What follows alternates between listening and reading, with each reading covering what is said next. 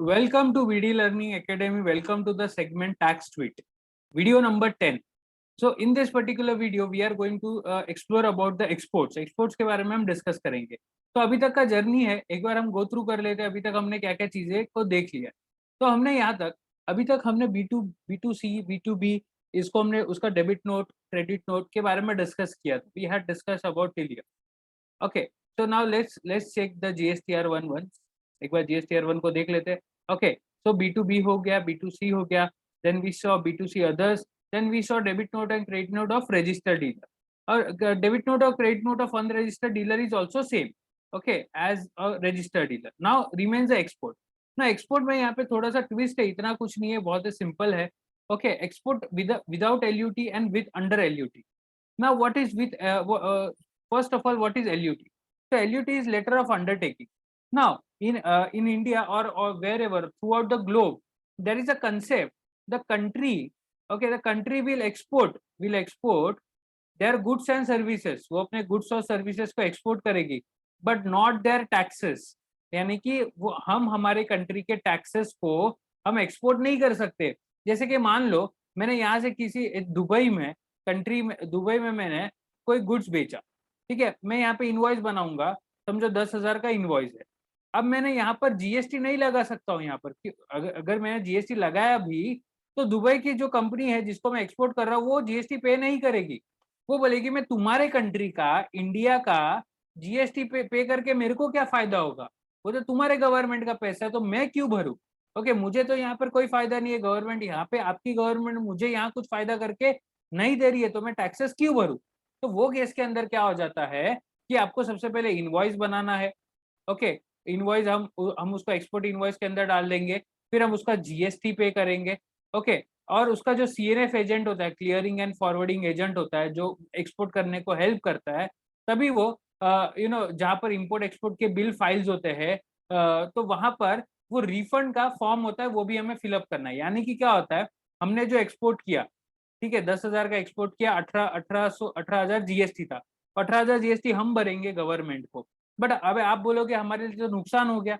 हाँ, नुकसान हो गया है, बट गवर्नमेंट क्या कर देती है, उसको रिफंड कर देती है. तो 90 दिन के अंदर वो रिफंड आ जाता है.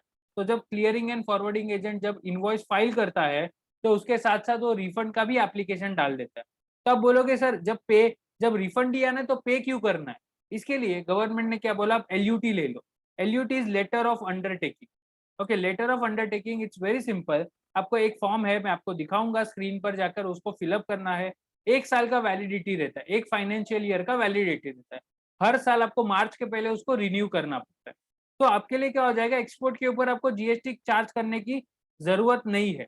Okay, there is no need to charge any GST. Okay, यहाँ पर आपको जीएसटी चार्ज करना है, then you have to claim the refund letter on. You have to don't have to charge GST. तो रिफंड क्लेम करने की कोई भी जरूरत यहाँ पर नहीं है. So it's very simple. LUT अगर आपके पास नहीं है तो आप अप्लाई कर दो, तो बेटर है कि आपका वर्किंग कैपिटल जो होता है, जो रिफंड आने में टाइम लगता है, वो आपका टाइम बच जाएगा. So okay, now I will take you to the screen, to the website. Okay, so very simple. You have to go under export invoices. Okay, so this is the website ICE Gate. Okay, यहाँ पर जाकर आपको वो bill जो है, shipping bill है, जो आपका सीएनएफ एजेंट अपलोड करता है. अब यहाँ पर ऐड करोगे. ओके, इनवॉइस नंबर आएगा. यहाँ पे देखो ऑप्शन है with payment, without payment. With payment यानी कि एलयूटी नहीं है, विदाउट पेमेंट यानी कि एलयूटी है. तो यहाँ पे देखो, जैसे विद पेमेंट पे करता हूँ, तो यहाँ पर आईजीएसटी जो है, इंटीग्रेटेड टैक्स है, वो आ जाएगा. समझो यहाँ पे टैक्सेबल वैल्यू 10,000, तो यहाँ पे 18,000, 1 लाख था तो 18,000 कैलकुलेट होगा. अब जैसे मैं इसको विदाउट पेमेंट करता हूँ, ओके, जैसे यहाँ पे मैं 1 लाख रुपए डालूंगा, तो यहाँ पे 18,000 नहीं कैलकुलेट होगा. यानी कि हमें कोई भी टैक्स भरना नहीं है.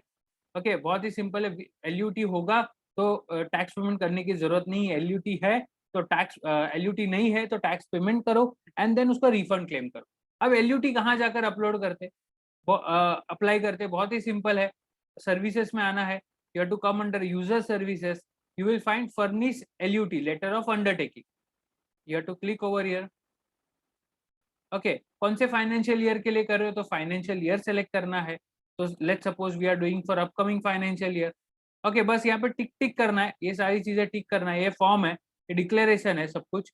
नेम ऑफ विटनेस यानी कि 2 जन का कोई भी नाम होगा आपके ऑफिस में, उनका नाम और एड्रेस डाल दो, पिन कोड डाल दो, सिग्नेटरी का नाम डाल दो और प्लेस डाल दो। ओके, और इसको सबमिट करना है थ्रू एन ओटीपी। इतना सिंपल है।